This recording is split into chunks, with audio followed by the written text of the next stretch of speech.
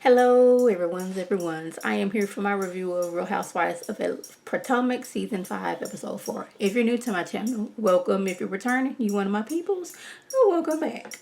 I'm trying to do better with my lighting, so I had to go into my nephew's room, and the lighting is so much better in here. So excuse the fan because it's hot here in Georgia, and I need all the cooling mechanisms that I can get. But anyways, Monique invites the ladies to her lake house. Now, of course, she has a million and one things to do before she goes there. She's always so tired.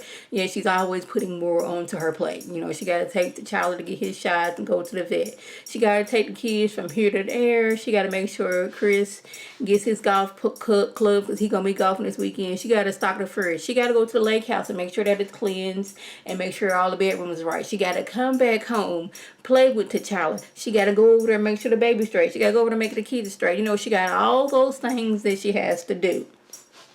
Now, she going to be riding with Giselle and Karen. Now, I would have had the same reaction as Giselle had I walked in and I just see a bird just sitting right there. Because I've told you guys time and time again, I don't do animals like that. A fish is about as close, the only animal that I would want. Bird, that thing can fly. That thing can fly at me, and it's just a whole lot going on. And I would have stopped in my tracks as well. My auntie had a friend who had a bird, and for some reason she kept her bird in the kitchen as well. I'm like, you got all this house, this huge living room. Why is the bird right next to the kitchen table? These are just things that I'm wondering. But then on top of that, Giselle got to ride next to the bird all the way to the lake house. Like, that bird got more stuff in the baby. You got to take the bird's perch. You got to bring the bird food. You got to bring the bird's leash. You got to bring all that stuff for this bird. And I know Chris wasn't finna watch this bird. And I know I can tell you that right then and there. So the ladies get there. Monique is showing them around. Not only does she have a lake house, but she has a guest house that you got to have a doggone golf cart to go to that has 2 bedrooms and 2 baths. I was like, this was like almost a not punch, but like showing Giselle, see, I got several homes. My lake house has a guest house because we are doing those things over here. So it wasn't a lot of, oh my goodness, it's not enough rooms, this, that, and the third, because it was like 4 rooms in the lake house and 2 rooms in the guest house. But Wendy, when she gets there, she's feeling some type of way because she couldn't bring her baby and she is still breastfeeding. She was pumping at home. She got milk to pump while she's there. It's like, how is it that I couldn't bring my baby, but Ashley brought her baby and a nanny? Like, what's up with that? Like, then they sitting in there talking, and then T'Challa just like slow motion charges at Wendy. And I would have had the same reaction too. I would have been sitting there like I was in Friday the 13th, Chucky, Bride of Chucky, Chucky 2.0, all those things. I would have been hollering had that bird came towards me. I'm like, shouldn't that bird be on his leash, connected to the post, not, you know, being able to fly around? And Monique's so worried about doggone T'Challa, she ain't worried that doggone it. Wendy got the life doggone scared out of her. But then she goes explaining on and on why she wanted to bring her daughter with her. And they talking about some, you know, Ashley, this is her first baby. Her baby is just a few months old. You got 3 other kids. You shouldn't be that worried. She's like, no. My daughter was born premature. Technically, she is younger than Dean. She was born premature and had to stay in the NICU. I would have loved to brought my daughter with me. And I was like, okay, I can understand why she's upset. So Ashley can bring her baby and a nanny, but I can't bring my baby. My baby was premature. It don't matter that I got 2 other kids at home. My baby is only 3 months old. Now Ashley and Wendy going back and forth. Like, my husband has to work. He has his own company. And Wendy's like, my husband works too. He is a lawyer and he still takes care of the kids. It's like, well, you have a nanny to take care of your kids. And she's like, you have a nanny as well. That's my friend. She's like, that is your friend and you pay her to take care of your baby. Therefore, she is a nanny. And she's like, just because you chose, what she said, just because you chose to be away from your child, that's your business. I'm like, Ashley, I'm going to need you to shut all the way up. I don't know why is it that we are giving Ashley a pass this season just because she had a baby after all the mess and the ugliness she has done these past seasons, but I am not here for it. What she was trying to say is, well, basically, squash all that. Michael, he wasn't taking care of that baby. He told you to take that baby with you. He wasn't fit to be sitting up here, getting up every few hours, changing the baby, feeding the baby, you know, playing with the baby, making sure the baby was safe, all that stuff. He was like, you pack your stuff, you pack his stuff, and y'all go about y'all business. I'm not going to watch this baby. Basically, that's basically how that went down. And now they up there looking at her like she's looking at her sideways. Now, I was not, excuse me, I had to hiccup. But y'all, I was not here for this whole situation at all. Now, the ladies, they done somewhat squashed that. Now, we can already see that Wendy don't see it for Ashley and Ashley don't see it for Wendy. Ashley feels like she's a new mama, so that cleared her slate of all the messiness and ugliness to do. And I did not care for that comment. Well, you felt comfortable enough about leaving your baby. She thought it was a girl's trip. She didn't know it was girls' trip and bring nannies and babies, because she probably would have did the same thing. And I'm not going to let it slide by the fact that Giselle was up there looking at the little crib in one of the rooms like maybe Candace considering that. Now, was it not, or was it, correct me if I'm wrong, was Giselle not mad last week when, on last episode, when Candace called her a monster, even though she is, you know, she part of the Green Eye Monster crew? Yeah.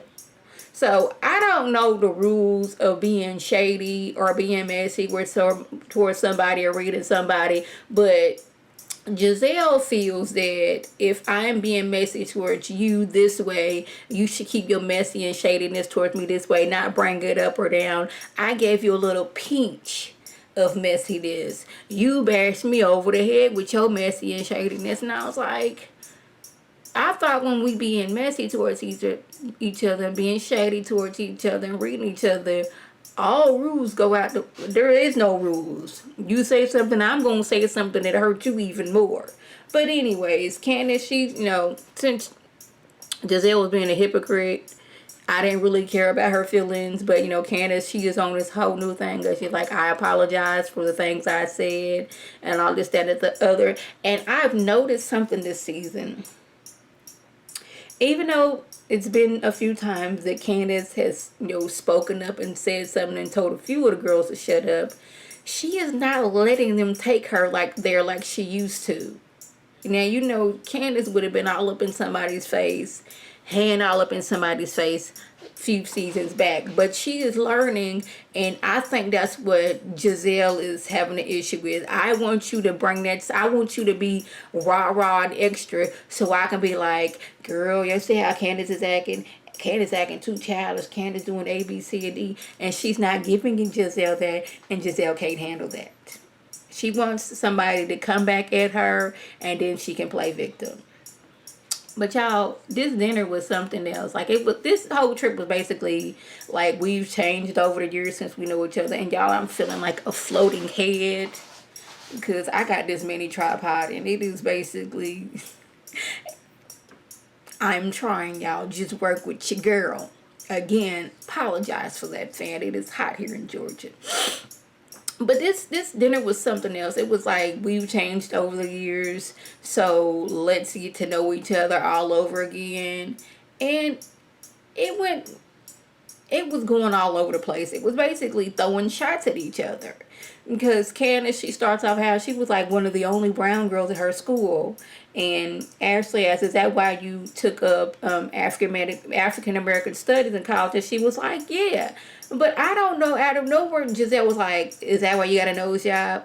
Like, what is her taking up African American studies got to do with her getting a nose job? She's like, a nose job. And you know, Bravo was being shady as I'll get out. Show the old picture of Candace. Now, I seen a slight difference, but that not too much of a difference to be like, yeah, she had a nose job. Her nose does not, to me, look like she's had a nose job. But y'all can drop it below in the comment section if y'all think that's true. And she's like, what are you talking about? Oh, you didn't get a nose job? I was like, bro, see, this is the mean and messiness that we was talking about with Giselle. Then they asked Robin, when are you and Juan getting married? She's like, we both want to get married. She just leaving the ball in Juan's court. And Giselle's in her confession like, oh my goodness, I can't wait till this to be over. And Juan just get down on bending knee and just ask Robin to marry him all over again because she finna bust. She is ready to be a bridesmaid. She's ready for Juan and Robin to walk down the aisle. She don't know what to do with herself. Then Karen, I guess she wanted to jab back at Giselle because of the things Giselle said about Candace. Like, how do you feel about getting back with Jamal when he cheated on you and had a baby on you? Now, y'all know first season, Giselle told any and everybody who would sit still long enough, hey, y'all know Jamal cheated on me. Hey, girl, I'm Giselle Bryant. Oh, do you know what Jamal? Yeah, that's my ex-husband. He cheated on me. Girl, my back hurt. Girl, my back hurt too. You know, my back was hurting one time and come to find out Jamal was out here cheating on me. Yeah, girl. You at the grocery store. Yes, I'm up there getting groceries. Guess what, girl? Another time when I was out getting groceries, Jamal was cheating on me. So now, after you didn't dog this man about cheating on you, now you expect us and your children to come back and be happy for y'all? But Giselle says she trusts Jamal. I was like, I guess, I don't know if this is a storyline, if this is y'all back together for real. But your daughters are not here for this because you didn't doggone it, told anybody to sit still long enough that Jamal done cheated on you. Yeah, Ashley, she talking about something. She still got a hole in her booty hole. Don't care about that. Karen asked Wendy, why are you so worried about my sex life? Like, why are you up in my business? That is none of yours.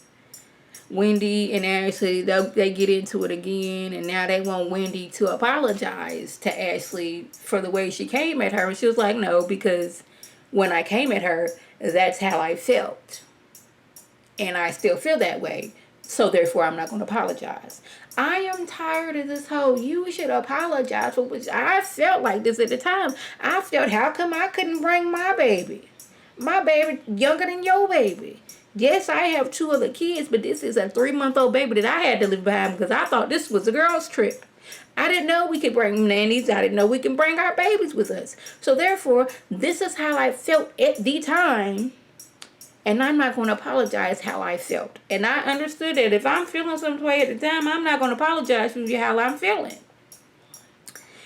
And then when did she get to going on, Ashley talking about some, this is why you don't have many female friends. She's like, no, this is why I don't have many female friends without you. But if you're going to address me as Dr. Wendy, okay? I got all the credentials out here, boo-boo. Get it right. I was like, okay, Wendy. This is one of the times I was here for her, talking about her credentials. I know these ladies don't appreciate it, but I love it that she is educated and she's letting y'all know I am Dr. Wendy. And Karen over here shading her about talking about she's freelance for MSNBC. I don't care if she's not on there as a permanent position. They have her on there. They can have other people on there, but Dr. Wendy is on there. She got 7 degrees and she is here for it, and I am here for it too. So y'all, that was the gist. If I left anything out, by all means, leave a comment below. If you're new to my channel, welcome. Feel free to subscribe. It's free all day, every day, $3.99. Make sure your notifications are on so when my beautiful face puts up a video, you can click on it, you can like it, and you share it with your people, and you can come over and be one of my peoples. If you're already one of my peoples, welcome back. Y'all know what to do. Tell your people to tell their people to come over and be one of my peoples by clicking that icon above. This is Lady T signing off. Have a good one.